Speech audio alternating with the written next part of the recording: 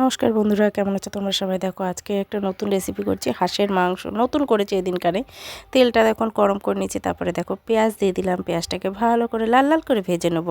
প্রথম করছি, জানি না কেমন হবে, মনের মধ্যে খুব ভয় ছিল, বাট একটা ইয়েও ছিল যে ভালো হবে। অবশ্যই আমি খাইনি, অবশ্য আমার বাড়ির লোক মানে আমার হাজব্যান্ড খেয়েছিল আর আমার দাদা খেয়েছিল, বললো তো ভালোই হয়েছে। তার জন্য তোমাদের কাছে মনে করলাম যে শেয়ারটা করেই দিই বন্ধুদের কাছে। তাই দিয়ে দিলাম ভিডিওটা। দেখো পেঁয়াজটাকে ভালোভাবে নাড়াচাড়া করে লাল লাল করে ভেজে নেওয়ার পরে মশলা করে রেখেছিলাম একসঙ্গে জিরে, আদা, রসুন, পেঁয়াজ, টমেটো, একটা টমেটো দিয়েছিলাম আর লঙ্কা দিয়েছিলাম, একসঙ্গে বেটে পেস্ট করে নিয়েছিলাম, সেটাকে দিয়ে দিলাম তেলের উপরে দিয়ে ভালো মতন এটাকে কষিয়ে নেবো। এবারে কষিয়ে নেওয়ার পরে দেখো ভালো মতন কষিয়ে নিচ্ছি আমি এটাকে। আর বন্ধুরা, তোমাদেরকে বলে রাখি যে আমি এটা আমার ইউটিউবের দ্বিতীয় ভিডিও, এডিট করে দ্বিতীয় ভিডিও দিচ্ছি। কেমন হবে অবশ্যই জানাবে, তোমরা পাশে থেকো। হ্যাঁ, দেখো ভালো করে ভেজে নিলাম, ভেজে নিচ্ছি বলতে কি ভালো করে কষিয়ে নিচ্ছি জিনিসটাকে, মশলাটাকে ভালো করে কষিয়ে নিচ্ছি। দেখো কালারটা কত সুন্দর লাগছে, তাই না? তারপরে দেখো ওই মশলা ধোয়ার যে মিক্সির বাটিতে যে জলটা ছিল মশলার, সেই জলটাও এবারে একটু দিয়ে দেবো। সেই জলটা দিয়ে দেওয়ার পরে দেখো ভালো মতন নাড়িয়ে নেবো।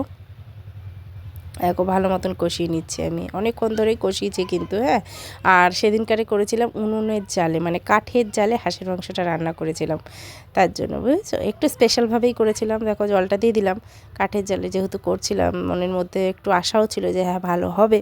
আর বাড়ির লোক মানে আমার হাজব্যান্ড কাঠের জালের রান্না খেতে বা মাংস টাংস রান্না করলে তার খুব ভালোই লাগে, আমার দাদারও খুব ভালো লাগে, বুঝেছো। এবারে দেখো টমেটোটা দিয়ে দিলাম, টমেটো কুচিগুলো দিয়ে দিলাম। একটা টমেটো মানে মিক্সির বাটি মানে যেটা বাটনা ছিল তার মধ্যে দিয়েছিলাম একটা টমেটো, আর একটা টমেটো কেটে দিয়েছিলাম। দুটো টমেটো দিয়ে দিলাম। এবারে দুটো টমেটো দিয়ে ভালো মতন কষিয়ে নিচ্ছি যাতে টমেটোটা একটু সেদ্ধ হয়। দেখো এরপরে নুন দিয়ে দেবো, বুঝেছো। নুন দিয়ে দিলে কী বলো তো, ভালোভাবে সেদ্ধ হয়, তাই না? এটা সবাই জানে।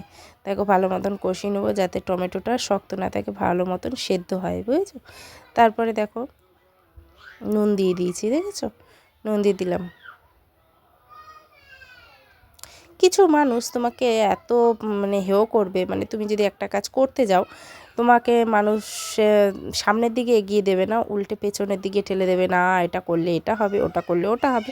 বাট তোমার লক্ষ্য তোমাকে স্থির রাখতেই হবে। দেখো মাংসটা দিয়ে দিলাম, হাঁসের মাংসটা কষানো মশলার মধ্যে দিয়ে দিলাম। দেখো ভালো মতো নাড়াচাড়া করে নেবো, মশলাটাকে মাংসের সঙ্গে মাখিয়ে নেবো ভালো করে, তাই না?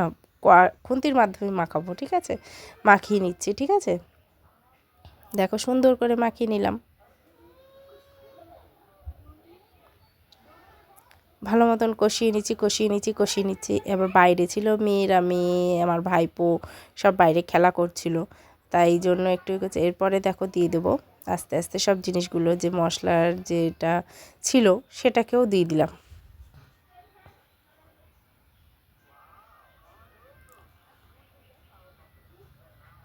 এবার অনেকক্ষণ ধরে কষাবো যেহেতু হাঁসের মাংস, কেমন কতটা জাল লাগবে জানি না, অনেকক্ষণ ধরে কষাচ্ছিলাম। তারপর দেখো গরম জল করে রাখা ছিল অল্প একটুখানি, সেটুকুনিও দিয়ে দেবো ভালো মতন যাতে কষিয়ে যায়। এটা এখনও দেইনি, গরম জলটা আমি এখনও দিইনি।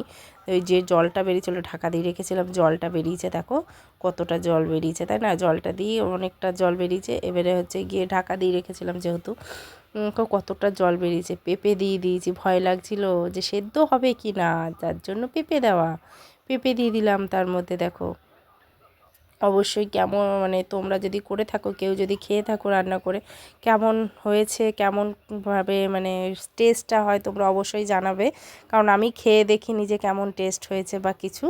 যারা খেয়েছে তারা বলেছে ভালোই হয়েছে। এটা হচ্ছে চুই ঝাল দিয়ে, চুই হয় না ঝাল ঝাল মতন, সেটা দিয়েই রান্না করেছিলাম, বুঝেছো। তা তোমরা যদি কেউ খেয়ে থাকো অবশ্যই জানাবে কেমন তোমরা খেয়েছো, কেমন তোমাদের লাগে, ঠিক আছে। আমি যেহেতু খাইনি আমি কি বলতে পারবো না।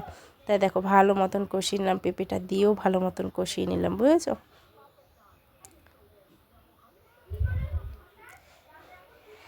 এইবারে গরম করে রাখা জল কিছুটা দিয়ে দিলাম, মানে দেবো অনেকটাই জল দেবো, অল্প অল্প করে দিয়েছি। দেখো গরম করে রাখা অনেকটা জল ছিল, অল্প অল্প করে দিচ্ছিলাম, দিয়ে দিয়েছি পুরোটা জল।